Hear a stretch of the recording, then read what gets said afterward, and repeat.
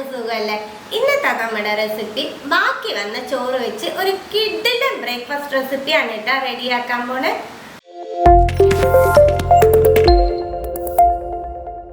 1.5 cup ചോറ് എടുത്തിട്ടുണ്ട്. അതൊരു ജാറിലേക്ക് ഇട്ട് കൊടുക്കാം. വെള്ളം ചേർക്കാണ്ട് ഇത് ഫൈനായിട്ട് അരച്ചെടുത്തിട്ട് വരാം. ചോറ് അരച്ചത് ബൗളിലേക്ക് ഇട്ട് കൊടുക്കുന്നുണ്ട്. ഇതിലേക്ക് ഒരു സവാള ചെറുതായിട്ട് മുറിച്ചത്, ഒരു ക്യാരറ്റ്, ഒരു പച്ചമുളക്, കുറച്ച് മല്ലിയില, 1/2 കപ്പ് മൈദാമാവ്. മൈദയ്ക്ക് പകരം ഗോതമ്പ് വേണമെങ്കിൽ യൂസ് ചെയ്യാട്ടോ. 2 ടേബിൾ സ്പൂൺ കോൺഫ്ലവർ, 1 ടീസ്പൂൺ മുളക് പൊടി, 1/2 ടീസ്പൂൺ മല്ലിപ്പൊടി, 1/4 ടീസ്പൂൺ ഗരം മസാല, ഈ മിക്സിന് ആവശ്യമായിട്ടുള്ള ഉപ്പ്, 1 ടീസ്പൂൺ ചില്ലി ഫ്ലേക്സ്. ഇതെല്ലാം കൂടി നല്ലോണം മിക്സ് ചെയ്യാം. ഇതിൽ നമ്മൾ ഒരു ഇൻഗ്രീഡിയൻ്റ് ആഡ് ചെയ്യാൻ വിട്ടുപോയി. ഒരു പകുതി നാരങ്ങയുടെ നീര് ചേർക്കാം. ഇതും കൂടി ചേർത്ത് മിക്സ് ചെയ്യുക. അതുപോലെ ഈ മിക്സ് ചെയ്യുന്ന സമയത്ത് നിങ്ങൾക്ക് ഇത്തിരി ലൂസായി തോന്നുകയെന്നുണ്ടെങ്കിൽ കുറച്ച് മൈദാമാവ് ആഡ് ചെയ്തോളൂ കേട്ടോ. മൈദയാണോ ഗോതമ്പാണോ ചേർക്കണേ അത് ആഡ് ചെയ്തോളൂ. നാരങ്ങ നീരും ചേർത്ത് നല്ലോണം കുഴച്ചെടുത്തു. ഇനി നമുക്കിത് ബോൾസ് ആക്കണം. 2 കൈയിലും എണ്ണ തൊട്ട് പരട്ടിക്കോളൂ കേട്ടോ. ഓരോ ബോൾസാക്കി എടുക്കാം. ഇതുപോലെ നമുക്ക് എല്ലാം ബോൾസാക്കി എടുക്കാം.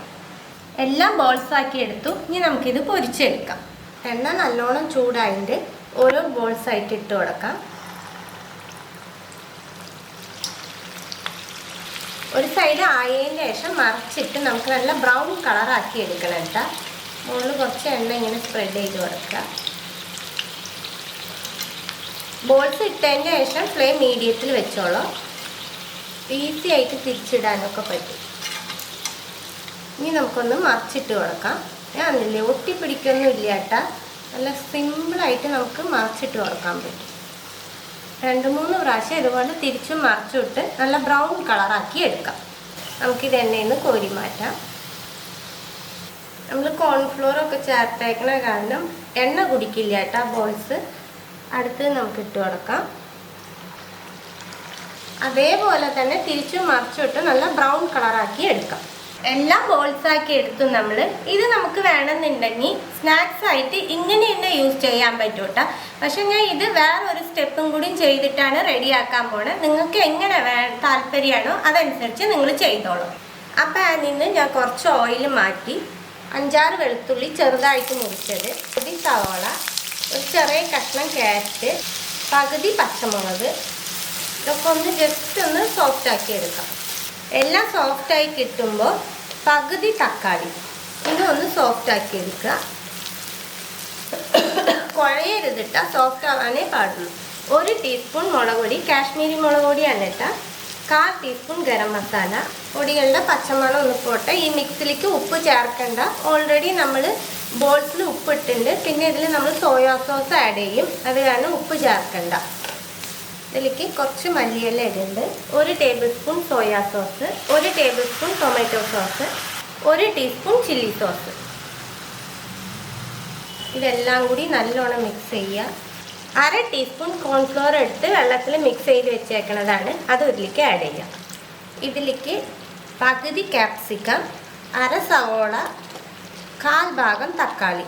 തക്കാളിയുടെ ഉള്ളിലത്തെ പഴുപ്പൊക്കെ എടുത്തിട്ടാണ് ചേർത്തേക്കണേ. ഇനി നമ്മൾ റെഡിയാക്കി വെച്ചേക്കണ ബോൾസ് ഓരോന്ന് ചേർത്ത് കൊടുക്കാം.